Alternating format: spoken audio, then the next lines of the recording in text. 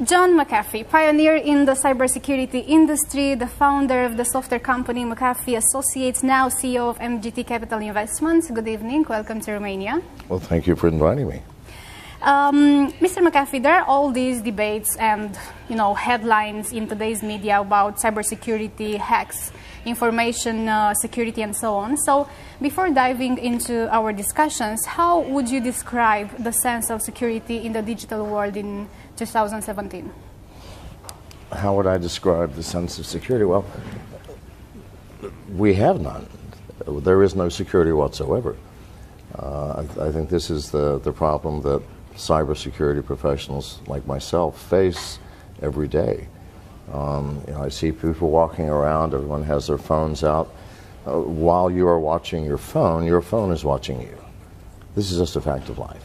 The operating system is designed specifically to watch you, listen to you, find out where you are in order to help you.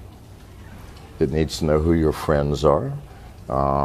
It needs to know what you're saying in your text messages. It needs to listen to you sometimes. And so you're looking at your phone and you have all of these facilities, but it is the world's greatest spy device, designed as a spy device. Now, there's nothing wrong with that as long as the person spying on you is spying on you for benign reasons, meaning maybe they just want to sell you something. They notice that you just mentioned to someone that you were hungry and they know where you are, and there's a Chinese or a Japanese restaurant nearby, and they know you like Japanese and Chinese food because you frequently go there. And they say, oh, by the way, there's a Japanese restaurant right around the corner. That's cool. I can choose to say no. But hackers use those same facilities. They are built into the operating system.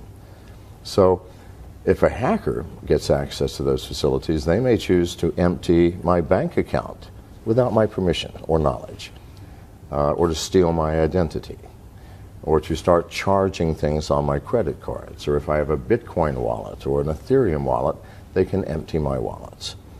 That's the problem that we have, and that's just on the individual level. On the corporate level, it's horrific because the problem is magnified by the number of people within the corporation. And on the nation-state level, it's even more horrific because the nation-states have been spending years and literally billions of dollars weaponizing software to the point that almost every developed nation has the ability to press a button and destroy the power grid in any other nation. This is the facts. This is not science fiction. This is not me being paranoid. I mean, perhaps I am paranoid, but what I just told you is real, nevertheless. So you are speaking about various problems, right? What's the solution? Well, actually, I'm not even talking about virus problems anymore. I think the antivirus paradigm is no longer functional. It doesn't work. I said this 10 years ago, and I'm the person who invented it. So people should listen. I mean, if I invented it and I built the first antivirus company, viruses are not the problem. By the time hackers have planted malware in your system, it's way too late. The hackers spend weeks, months, or sometimes years sniffing around in your system, taking what they want before they even plant malware. And sometimes they don't. I mean, unless you're trying to ransom something, like a hospital, take all their data and encrypt it, and say for $100,000 you can have it back. You'll need malware at that point, but by then it's too late. Because by the time you found the malware has already done the damage. See, this is the problem. It's a reactive paradigm, and we have to become proactive. How do we do this? Well, from a technological standpoint, I'm personally developing products that focus on identifying the hacker, not the malware. By the time the malware is there, as I said, it's too late. But you can find the presence of a hacker in your system so easily. And every hacker has to go through certain steps in order to break into any system and do damage. The first thing they have to do is get through the firewall.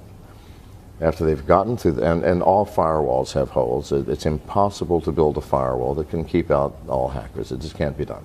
They have to get through the firewall, and then they have to find out where they are. And so what's on this net? So they sniff every device on the network. That's an anomaly. That's behavior which is not normal. I mean, who does that? Nobody. So just a very simple hardware box with very simple software would be able to at least identify that much. If you're watching all the traffic on the network and you see, well, someone just came in through port 80, well, that itself is strange. No one comes in through that port, but they did. And then they sniffed the refrigerator or whatever's connected. If it's the Internet of Things, remember, you might have a refrigerator on your network. The refrigerator, everybody's workstation, the main server, and all the honeypots in my device. Well, that's crazy. So within a matter of seconds, I can then send an email or a text message to the CIO and say, a hacker just came in, or what looks like a hacker. And that's only one of the types of things that hackers do. There are many thousands. So, and I'm not the only person working on this. There are, others that see the insanity of what we're doing and are doing similar things.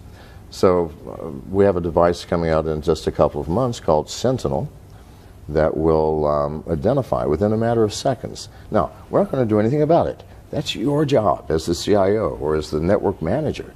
We can say there's a hacker in the system, they came in through port 80, this is what they're doing.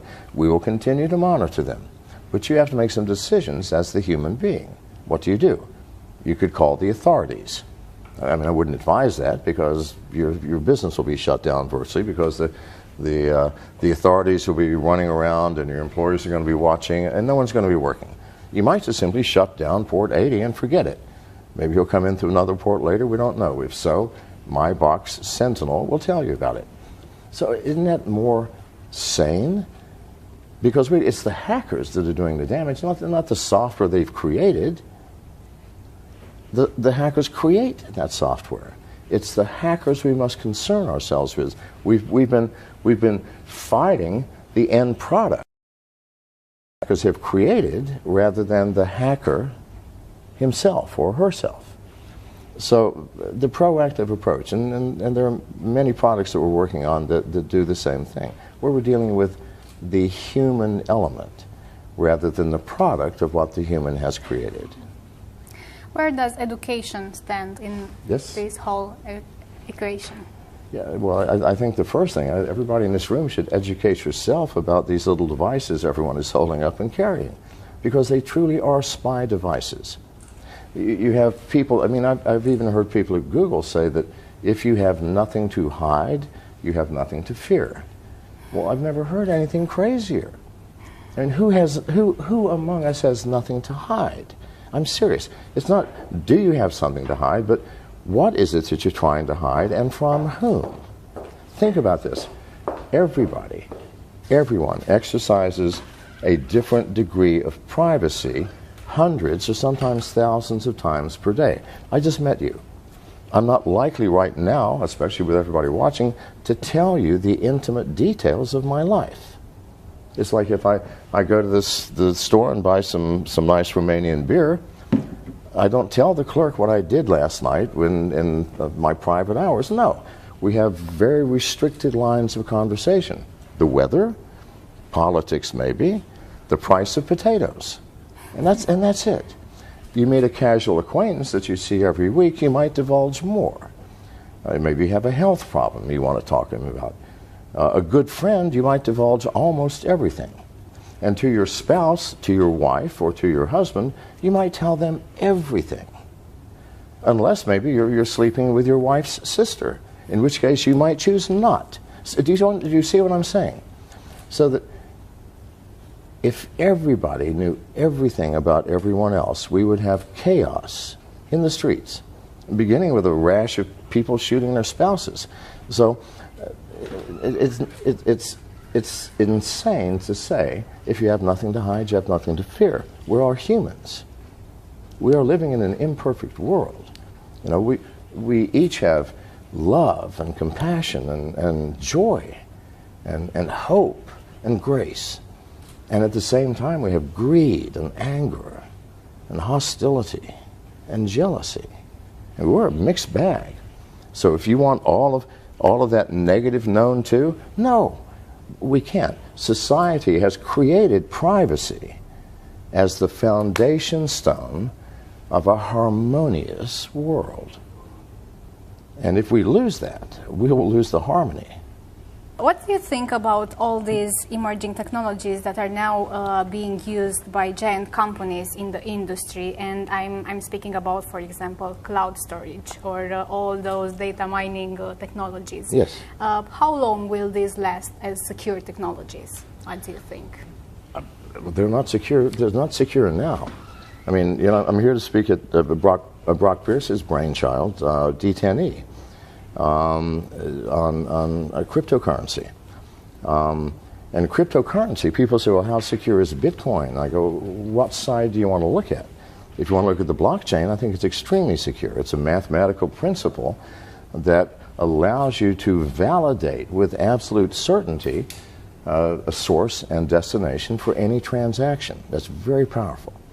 On the other hand, I see people who put wallets on their smartphones.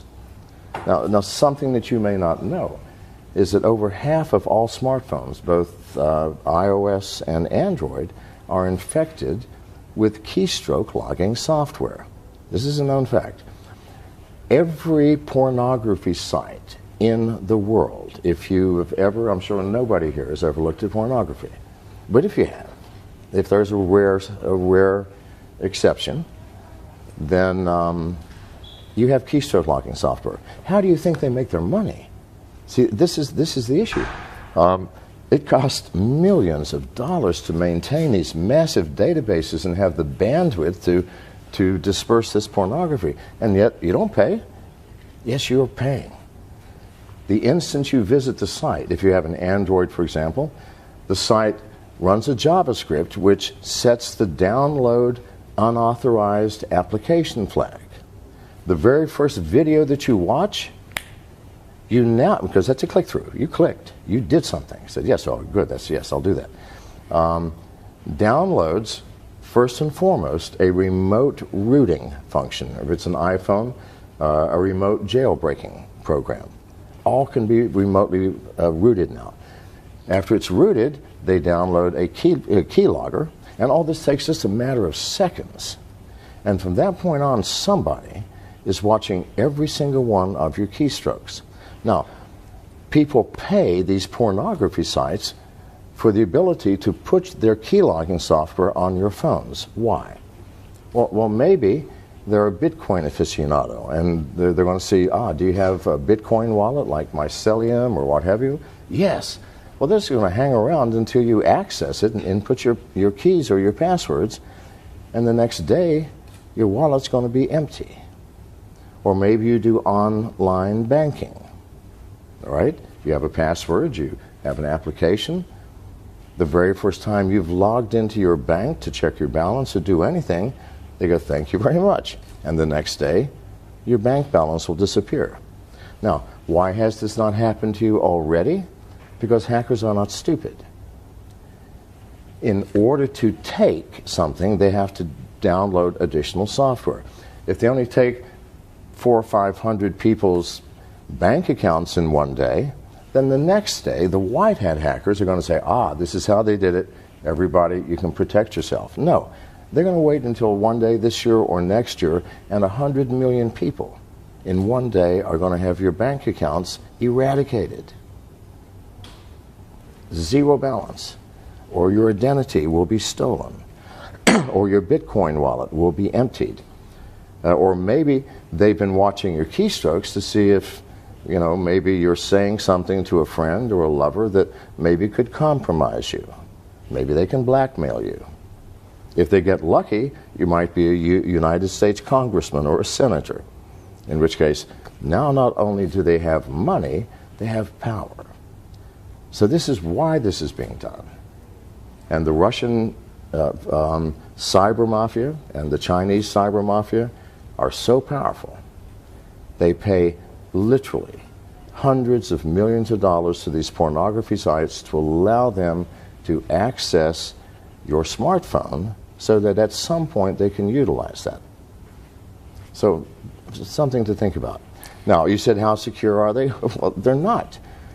They're not. Neither the alt currency wallets nor anything else in the cloud. Because what is the cloud? We haven't thought this through, people. The cloud is a place where I'm going to store data. I don't know what computer it's on or even what country it's in. I don't know who is managing it and monitoring it and controlling it. I don't know what type of security facilities you have. I know nothing. And I'm willing to put my valuable data there? No. Why would we do that? Now, if it's something I don't care about, that if you steal it, I don't care. It's a list of books I read. You know, I'll just recreate it from the web. But if it's something that matters, it's like saying, we've all agreed now we have secrets, yes? Yes. Well, why don't you let me keep your secrets? Why should you be burdened with having to keep your secrets? I mean, you've got too many stories to tell. Why don't you give it to me and let me manage it for you?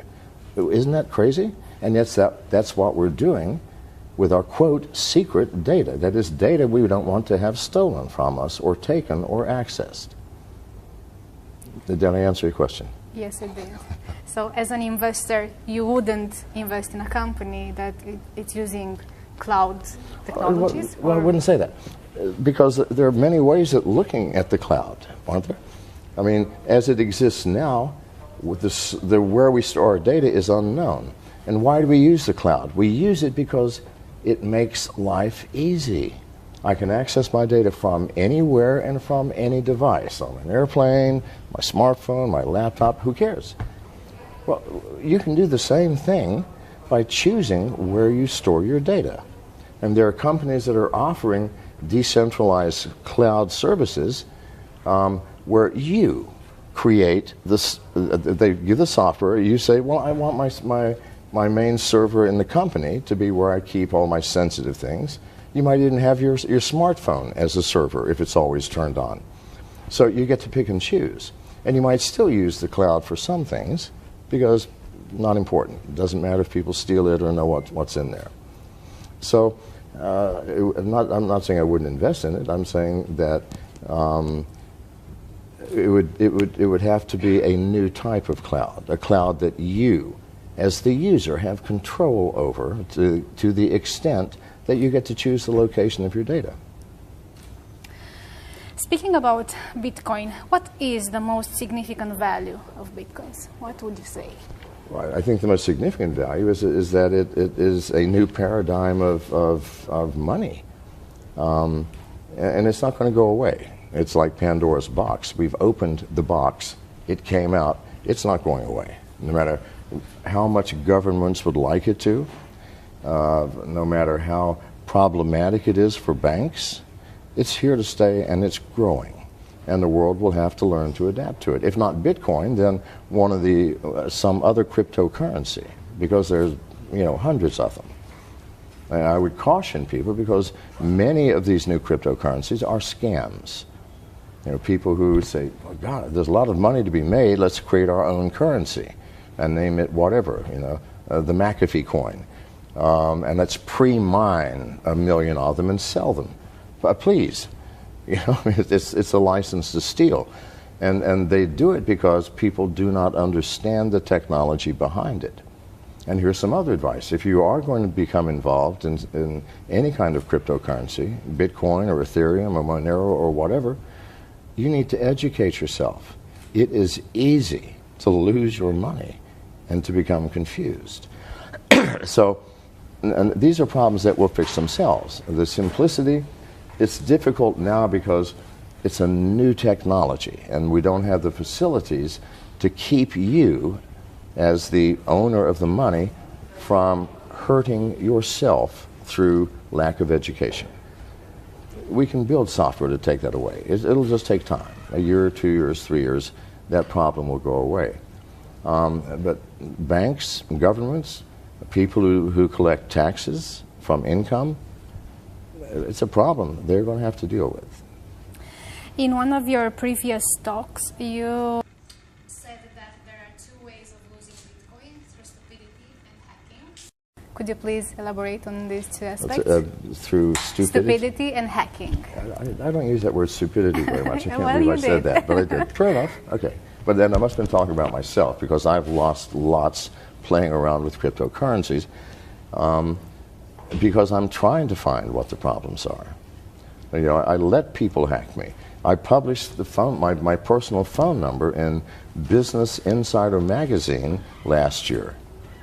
And my wife is here. She can tell you that for weeks the phone rang nonstop 24 hours a day. However, every hacker in the world has my number now. They also have my email address. Please, try and hack me. It's not a challenge. I want to see what you're doing. I want to see the newest tech. I want to see the newest technology in data theft. And for a hacker, it's a badge of honor to be able to hack a leading cybersecurity figure, well, like myself, for example. So that's what happens. People get into my phone. My phone has more malware on it than the entire library of Kaspersky Laboratories, because I invite everybody in. And now I've lost your original question. It had to do with stupidity and hacking. And hacking, yes. So it is. Stupidity meaning we blindly walk into things without thinking, like Bitcoin. You know, you should always, at least for the next year or so, find someone who's already doing it that can advise you, who already has a wallet and can tell you what's the best wallet, who can tell you how to store your money offline. It takes education, and it takes a little time. And again, the stupidity part, you know, mostly me. I get tired. I also do exchanges between Bitcoin and Ethereum and Monero, all of the alt currencies. Why? Because I'm looking to buy a company that's already doing that, and I need to understand that technology. Well, you know, I've lost thousands of dollars, mostly through my own stupidity. You know, I get tired, and when you transfer one alt currency into another, you have to have an intermediary wallet. So you have the source wallet, the intermediary wallet, and the end wallet. It's easy to get those things confused if you're doing it a lot. So that is stupidity again. Is there any way to secure your Bitcoins once you've earned them? Yeah, absolutely. I think mine are secure. But the only way to do it is offline. I mean, you can buy devices. My favorite one is Trezor, T-R-E-Z-O-R, and the reason is because your seed keys. When you first create a wallet, it gives you a thing called seed keys. It's a list of words, random words: car, shoelace, dog, cow, whatever. And these are your seed keys, randomly generated to the point that there's no way anybody could ever guess them in the right order. Now, the ridiculousness of wallets, keep in mind that if you've been to a pornography site, someone's watching you anyway. As soon as you install the wallet, it shows you what your seed keys are, asks you to input them so that you got it correct. Well, you just gave up your wallet to any hacker who wants access to it.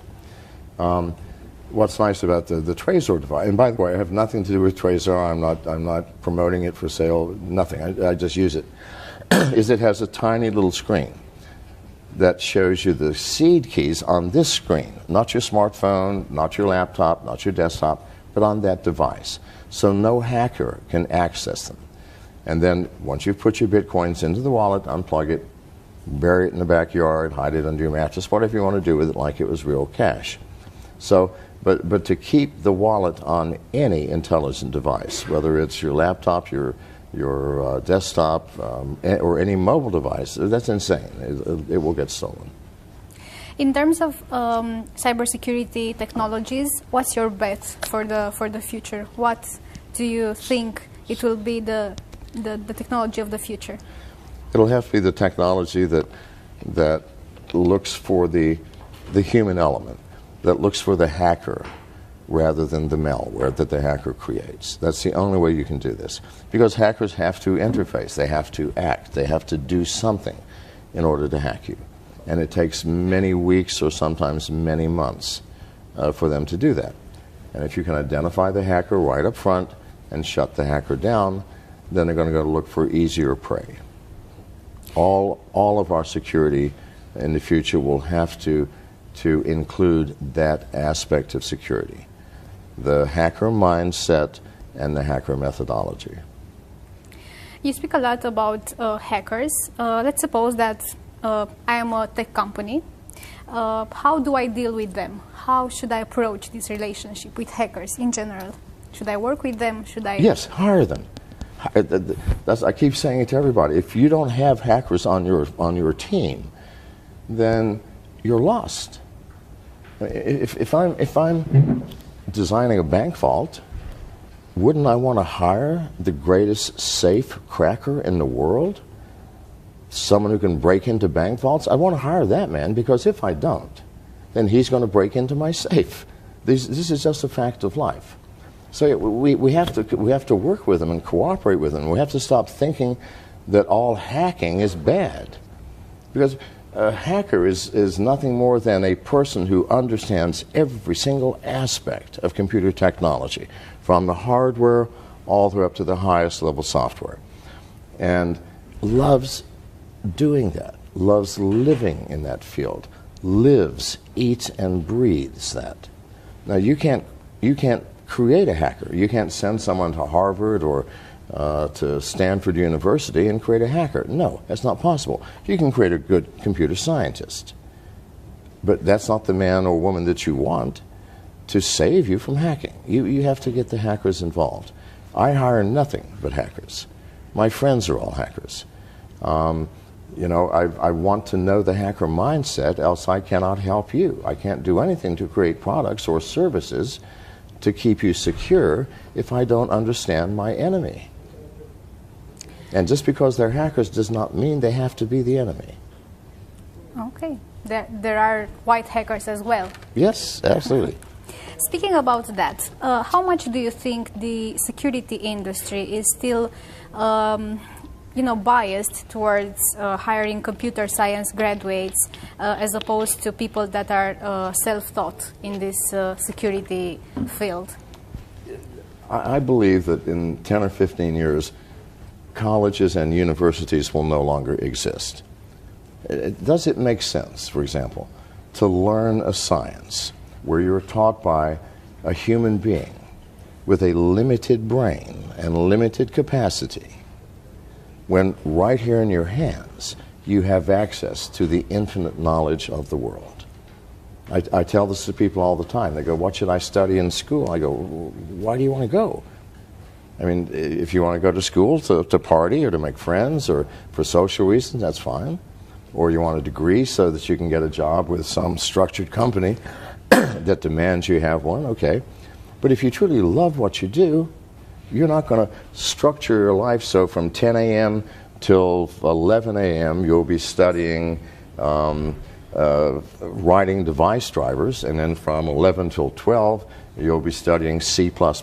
No, that's nonsense. You're going to be living on the dark web. You're going to be living in these communities where people are talking about the ins and outs of technology. That's how you're going to learn. And those are the people I will hire. Because if software engineering and hacking is not a structured universe, it is very chaotic. And universities are very structured, even though they look chaotic at fraternity parties. But so yeah, you need to question whether school in its current form will even exist. From MGT Capital Investments point of view, what are you looking at exactly when deciding if you will invest or not in a tech company? Well, recently we've been investing mostly in ourselves because we have such a team of hackers, and you know, while I'm off, you know, looking for possible new acquisitions, they're back creating things, you know, and when I get back, there'll be something else they will have created. And that's how we came out with the Sentinel product and a whole bunch of other products. So, you know, even in my world of investing and creating cybersecurity products, There are no rules. The world is changing rapidly. The thing that motivates me is that I see we as a world, not just a nation or class of people, but the entire world is teetering on the edge of a cliff, dangerously, where we are allowing these devices to basically become our masters rather than the other way around. And these devices are spy devices. We buy them so they can spy on us. And that's creating a great deal of danger. And at the same time, nation states are creating weaponized software that can destroy another nation's power grid.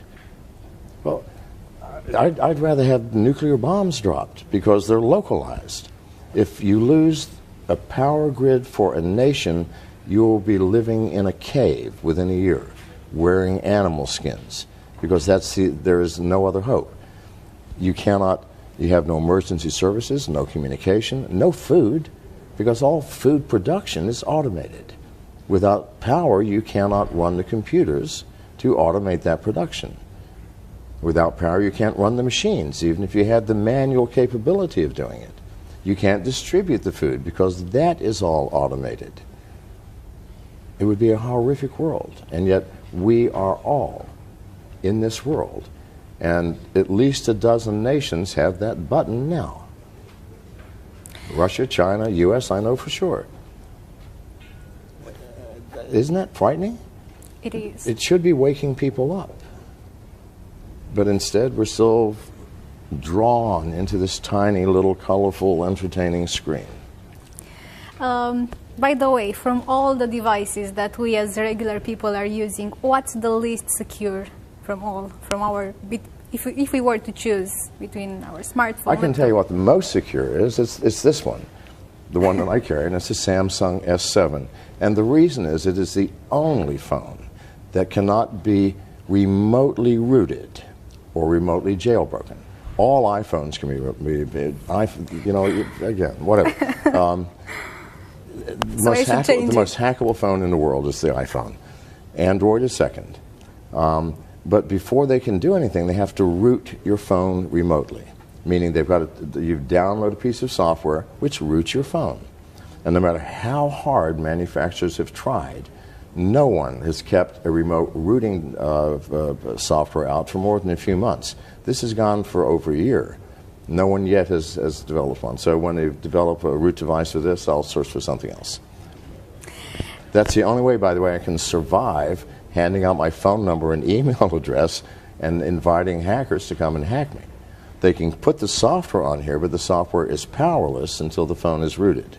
I never root it.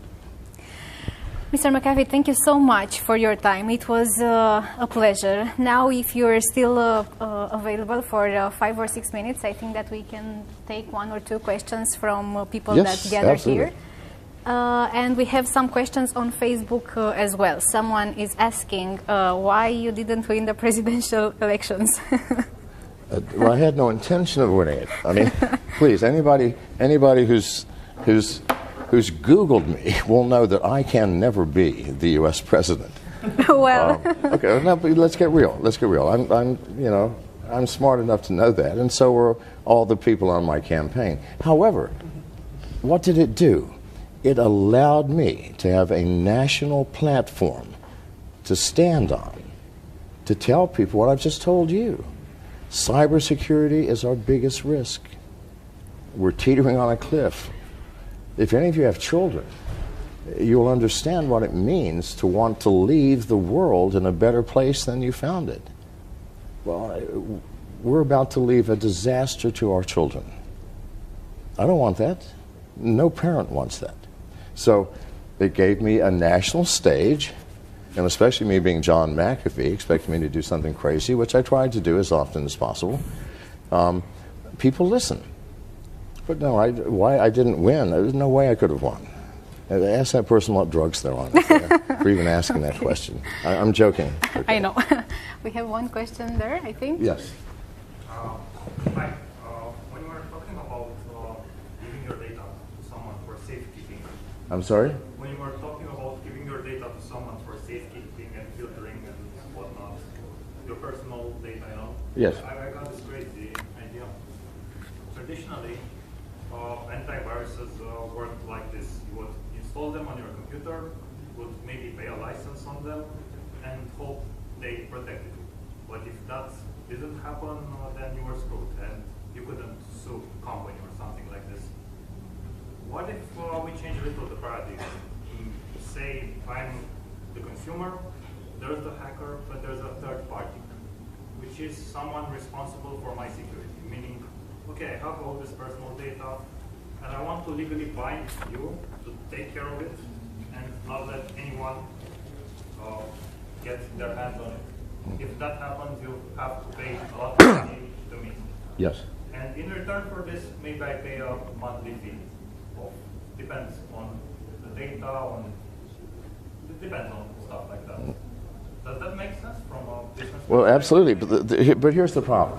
It requires that you act responsibly too, meaning that you will not download an application from Google Play or some other thing without reading what the permissions are that it's asking, or that you never visit a pornography site, or that you never visit any site that offers you something for free, which you know is not free. But no, I'm the dumb client. I don't know that. I want No, but here's the issue.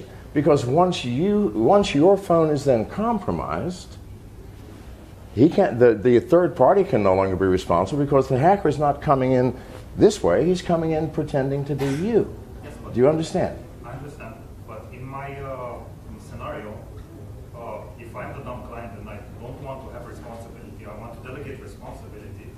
This would mean that the third party, they should be proactive, and they should go to the pornography websites and try all the things that I could try as a customer.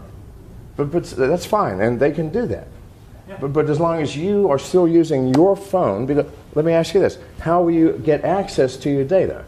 Are you going to drive to their building and sit down in front of their computer, or are you going to use your computer to access your data?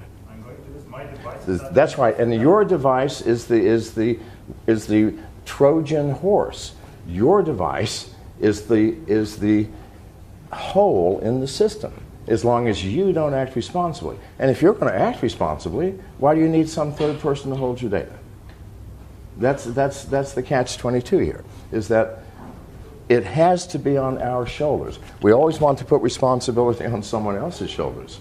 Well, that has never worked for anything in my life. Yes. And it works least of all in cybersecurity. But that's just my humble opinion. So, Thank you so much. Thank you so much. In the United States, copyright law allows for the fair use of copyrighted material under certain limited circumstances without requiring permission from the owner. Under the law, determinations of fair use take into account the purpose of the use, the nature of the copyrighted work, the amount and substantiality of the work used in relation to the work as a whole, and the effect of the use upon the potential market for the copyrighted work. Other jurisdictions may have similar copyright provisions protecting fair use or fair dealing. If you are uncertain as to whether a specific use qualifies as a fair use, you should consult a qualified copyright attorney. You have the right to take it down.